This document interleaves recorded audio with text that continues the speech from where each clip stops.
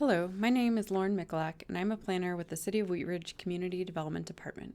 I am presenting case number ZOA-20-02, which is a code amendment related to the design and platting of single-family attached homes or townhomes. For the purpose of this presentation, I'll use the term townhome, but I'm referring to any attached side-by-side single-family dwelling like that shown in the image at the bottom left of this slide.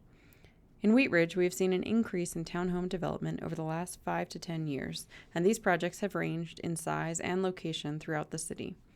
This trend certainly furthers the city's adopted goals of diversifying the housing stock, and this ordinance presents an opportunity to further ensure that townhomes are high-quality additions to the fabric of the community. Currently in the code, there are 3 zone districts that allow for townhomes: mixed use, planned developments, and straight residential zone districts like R3. In each type of district, we regulate design slightly differently, either through a mixed-use code, a property-specific outline development plan, or through the Architectural and Site Design Manual, a separate document that supplements the code.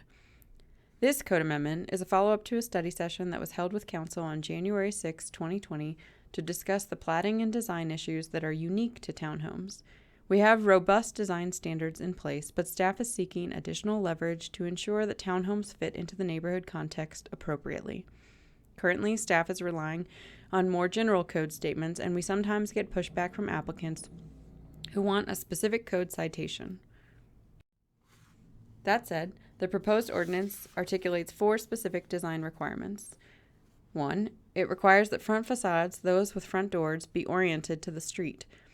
This ensures that pedestrian features engage the public realm as is typical of a residential neighborhood. 2. It adds roofline variation as a means to achieving articulation. 3. It includes provisions that require variation in plane depth. This provides shadow lines and visual interest, particularly along the long side of a building. It's required now of large multifamily or commercial buildings, but this provision would be specifically required for attached single-family homes.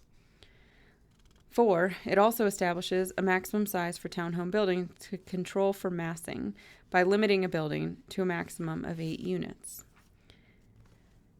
The 5th topic of this amendment relates to platting.